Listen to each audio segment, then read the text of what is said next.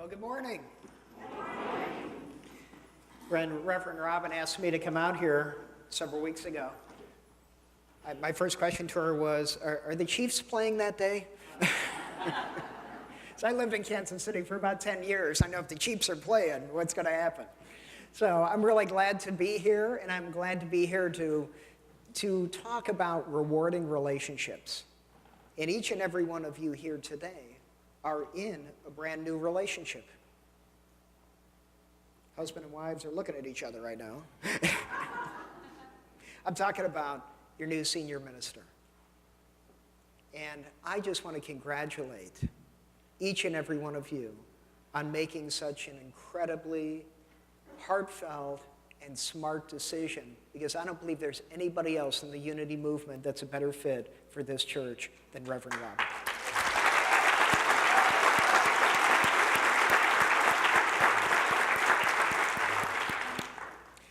So I read a survey that was put together by the University of Michigan, and it said what makes people happy the most, unhappy the most, couples argue about the most, is money.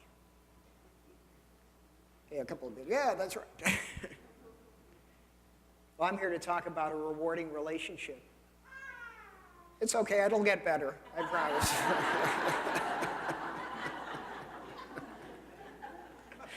I'm going to talk about a rewarding relationship, and a rewarding relationship with finances. There's many different ways we can experience prosperity, but today I'm going to talk about finances. One of the things I love about the Fillmores was how practical they were. And I think they'd appreciate this talk for its practicality. I am prosperous. Are you prosperous? Oh man, you need me today. I want to hear you say, I am prosperous. All right, now let's really say it like we mean it. I am prosperous. Yes, you are. And I'm going to talk to you today about a way in which you can discover more prosperity in your life, and also to discover any blocks that have come up that you may not even realize that you're experiencing, that's getting in the way of your ability to experience more prosperity in your life. I'm going to be talking about our beliefs about prosperity, our beliefs about what it is that money represents. Because over the years, I've heard people describe money like this. I've heard them describe it saying that it brought them great joy. I've heard it described as, it caused me to cry. I've heard it described as, it ran out on me. I've heard it described as connecting my self-worth with my bank account, either for the positive or the negative. Does that sound familiar? Does that sound like a relationship? It certainly sounds like a relationship to me, when it can have all those components that we associate with relationships with each other. The most important relationship with money is to understand what our relationship is with it in the first place. Veronica Champion said this: as in any strong, healthy relationship, there has to be harmony between all the working parts. And your relationship with money is no exception. So this talk today is going to be interactive. It's not going to be just me up here talking about it. You are going to have an experience of what your individual relationship with money is. And we're going to start with that, but I'm going to invite you right now to reach into your pocketbook, reach into your wallet, and pull out some paper money. Pull out a piece of paper money right now.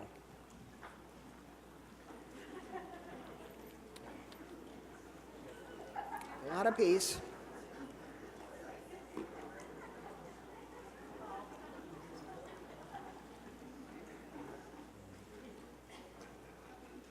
Now, we talk about money all the time. Money passes through our hands, either electronically or physically, all the time. How often do we actually take a look at it? Say, well, what is this? What does it look like? What does it have to say on here? Something about trusting God, I think. What I want you to do is take a look at that money. I want you to read it. And I want you to ask yourself this question: what does this represent to you? What does this represent to you? What I'd like you to do right now is to turn to your neighbor and share maybe something you've read on this, or what it represents to you. We're going to take a couple of minutes, so go ahead and do that right now. This is a friendly place. You can talk to each other.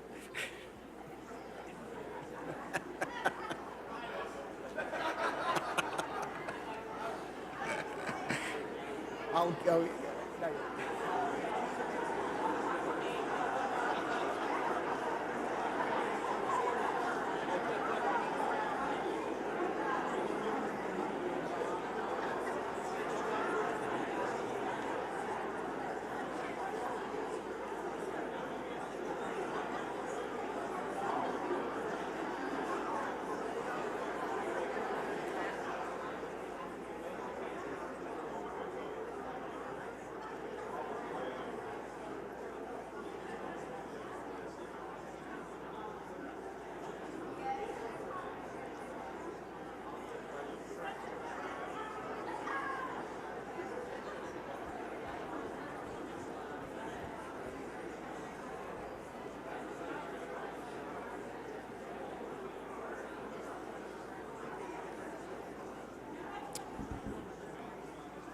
All right, now I'm going to ask you a question.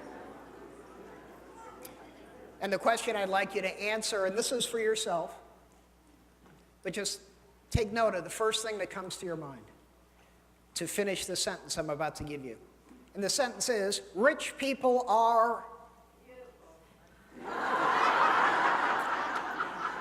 Thank you.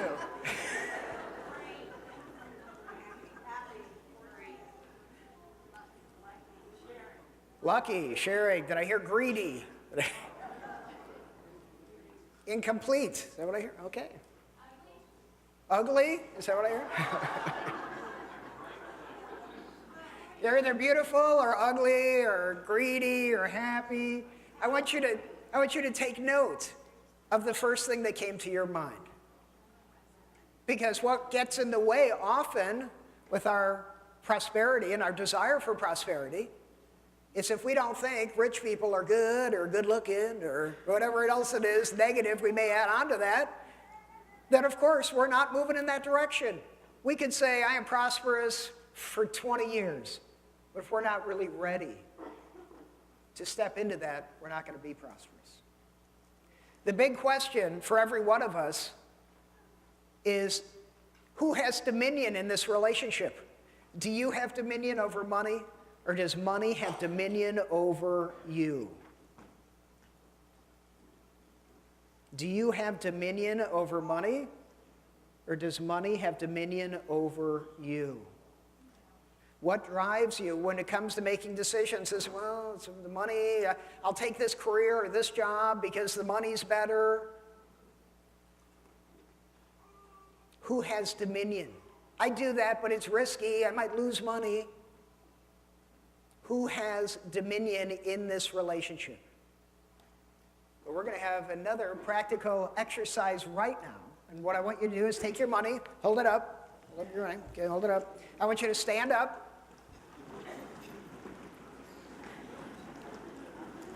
And now I'm going to invite you to give it away.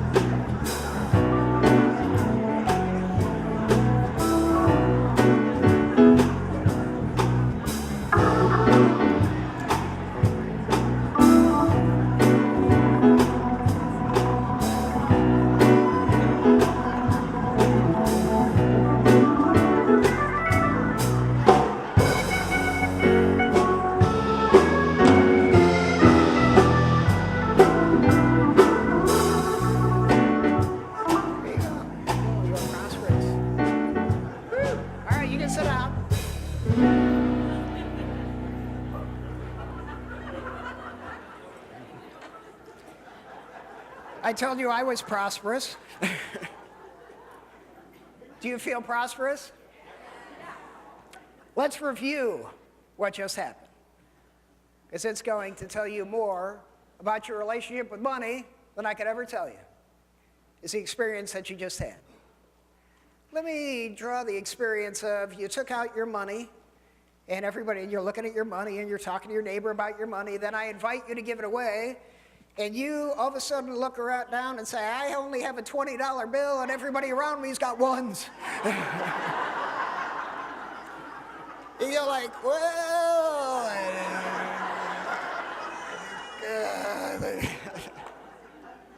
I think I need to go to the bathroom right away. So take note. Say, oh, what does that have to say about me and money? Now, I said give it away. I put no limits on this. I didn't say you just give it away once. I didn't say that you couldn't go around and collect money from whoever it is that's going to give you money. Right? Did you put a limit on yourself? You say, well, or did you do this? Well, I have $1 and they have $1. It's an even exchange. I'm only going to give to somebody who is an even exchange. Or maybe you had an experience like I did, and every time I do this, wherever I go, I have this experience where I'm trying to give somebody a 20, and they only have a 1, and they don't want to take it. They're saying, you're getting ripped off. Like, listen, the universe can't rip you off. Take note of what your experience was in this process. I meet many people who say they want to be prosperous. When we do this kind of an exercise, and I say, how often did you say no to somebody who is trying to give you money? How often did you say no? Think about that. It's not just happening here. That's happening the rest of your life. I personally have a motto when it comes to the universe, and the motto is that I never say no to my good. So when somebody comes up to me and they want to do something nice for me, I just accept it. I just say thank you. Now, how many of you, when you got done giving your money away, you had one of two, you don't have to answer this, but just think about it. You might have had one of two reactions. I gave all my money away. It felt so good. Or you might have said, I gave all my money away, and nobody gave me any more money. Do you think the universe is restricted to what happened right here? That you're just going to give and receive from the same source? Well, I gave them $1, going to give me $1. Maybe I gave away 20, and I only got back 5. Do you think the universe is not going to make the scales equal? When I say I never say no to my good, what that means is I may give and give and give in one area of my life, but I don't expect that I'm just going to receive from that one source. That when I give, and I give with an open heart, I give into the universe over here. When it wants to pay me back over here, I just am amazed at how the universe works. And I turn around and I just say, thank you. Thank you, universe. I don't judge it. I don't say, oh, well, I never did anything for them. How could they give money to me? I just say, that's the universe. It's unfolding, and I am a divine recipient of it, and I accept it with no reservation. You know, money is neutral. Our response to it says volumes about our relationship with it. It's just a medium of exchange. It's a nice medium of exchange so we don't have to walk around with like live chickens, you know. Thanks, here's a chicken for you, and here's this. Right? It's just a medium of exchange. What are we making it become? We have this old tape, I believe, which gets in the way of our ability to really receive easily. And one of those old tapes is a quote that maybe you grew up with. I know I did in the Bible. And the Bible, people would quote me this in the Bible when I was younger about money is the root of all evil. You ever hear that? Okay. Well, that's not really the complete quote. It's for the love of money is the root of evil. When we make it an idol, when we have it taking dominion over us, then it's not for our highest and best good. because God is our source of supply. So maybe you gave all your money away today. You trust God as your source of supply. You know the universe is going to pay you back. Let's say, God is my source of supply. God is my source of supply. The universe will work it out.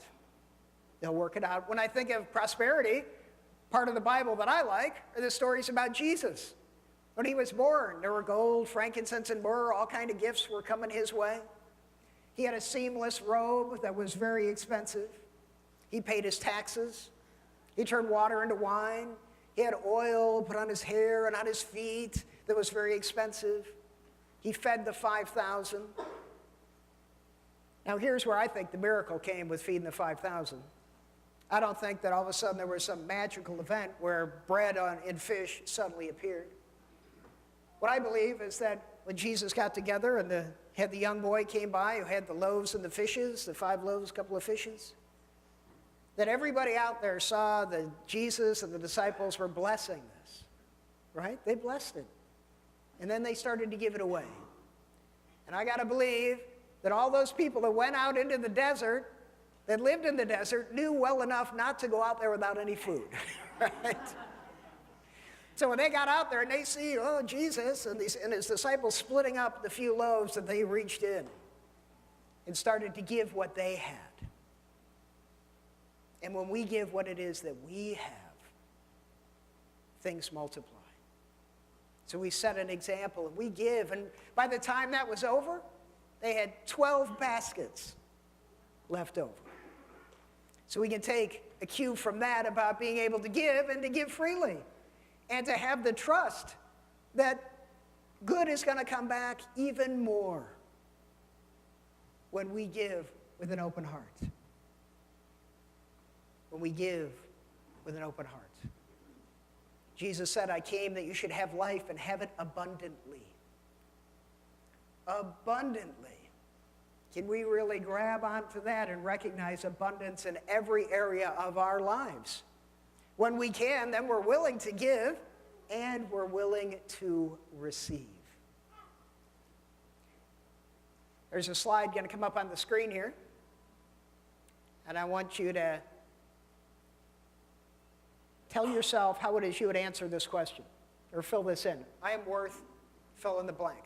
Just think about it. Don't say anything about it. Just think about it. Most of the time, we get asked this question. We've been asked it many, many times. We tend to fill it in with a number, right? Oh, I'm worth so-and-so money. But here's how it is that I want all of us to fill in that blank, is to add a why. I am worthy. Somebody asks you what you're worth, say, I am worthy. Because worthiness comes first before your willingness to accept. When somebody wants to hand you 20 and you don't have any money with you, then you'll take it. When somebody wants to do a good thing, good deed for you, and you don't question it and say, well, I never did anything for them. You just take it. You just accept it and say, the universe is great. And I'm playing an important role in it by being on the receiving end in that moment. Who am I to get in the way of somebody else's good? Somebody else's ability and willingness to give. I'm not going to get in the way of that by refusing it. I'm going to accept it and accept it fully. Money represents life energy. You go to work, you're spending your time, you're spending your life energy, and here's what you get for it. You get money. How are you spending your life energy? How are you spending your time? I'm going to give you a way to think about it. But first, I'm going to quote that great metaphysician, Charles Schwab.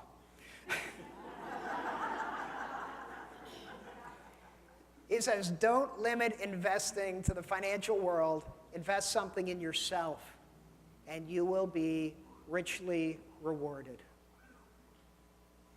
Here's how you can find out what it is that your life energy is supporting. And it's going to be unique to each and every one of you. Now, I'd say take a look at your checkbook, take a look at your day planner, or open your iPhone, and where you probably have all that information. But look, where are you spending your money? Where are you spending your time? That's going to say volumes about what's important to you. And you may realize that I've got a lot of things I feel are important in my life, but I'm spending more money to MasterCard than I'm spending it on the things that are really important to me in payments. You may say, well, my kids are really important to me. But you look at your day planner and you say, how much time am I actually spending with my kids? Those two documents will not lie. They will tell you exactly what it is that's important to you. And in fact, if 500 years from now, an archaeologist was digging and came up with your checkbook and your day planner, they would be judging you by that. They would say, what was important to those people 500 years ago? Where did they spend their money? Where did they spend their time? We may look at that and start to decide, I want to spend my money and my time differently, to bring it in alignment with what's really important to me. It's a worthwhile exercise to do right now in our life. When it comes to prosperity, we can bless it when it comes to us, and we can bless it when it moves through us. When we pay a bill, are you willing to write on the check, thank you? It's the electric company. Instead of saying, oh, the electric company charged so much, it's like, I have electricity. What would I do without electricity? Thank you. Bless every bill we pay on the way out. Bless every form of prosperity that we have on the way in. Because when we do that, we get to decide what kind of relationship we are having with money and with finances. You get to ask yourself the question, well, is that relationship one of trust? Is it a friendly relationship? Is it a fearful relationship? Is it professional? Is it a partner? Is it a rival? Is it an enemy? Am I jealous? Money does not define you unless you decide that money will define you. Money has no power over you. It's just a thing. We get to decide if we have dominion over this. The true coin of the spiritual realm is in the form of ideas. When we want something and we've got a desire, well, Emily Cady, in Lessons of Truth, said every desire comes from God. So if we believe that, then for sure a way is going to be made that we can have that desire come true. And some of those things cost money. Well, instead of betting on winning the lotto at some point in time, instead of doing that, why don't we recognize that the coin of the spiritual realm is in the form of ideas, that we'll get an idea that will help bring about that desire. Charles Fillmore talked about everything has its beginning in the realm of ideas. He calls it ideation. Eric Butterworth said it as well. In fact, Eric Butterworth said this: negative thoughts of fear and worry are depleting our good faster than inflation erodes the value of the dollar. Adding to your positive, optimistic thoughts increases your good as certain as the law of compound interest increases your bank savings. Ideation. Trusting God. Trusting the universe that when we give, we will certainly receive. When I was in line after the first service, I'm a true prosperity student. A person came up to me and put some money in my hand. I put it in my pocket. I said, thank you. I didn't question it. I went and sat in the office and opened it up, and it was a $100 bill.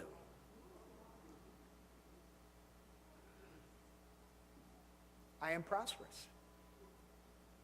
But you know what? I know that I can give this away, and the universe is going to pay me back in wonderful ways. And I've been keeping my eye on people. I've been at 2 services now, and I've seen people give money away, and to be able to give it away with joy. And so I've also seen 1 or 2 people do that and come back and they don't have anything in their hands. But I'm going to act for the universe in this moment. Tammy, I want you to come up here. I've seen you give money away with joy at both services. So I want to return that favor and give joy to you and say thank you.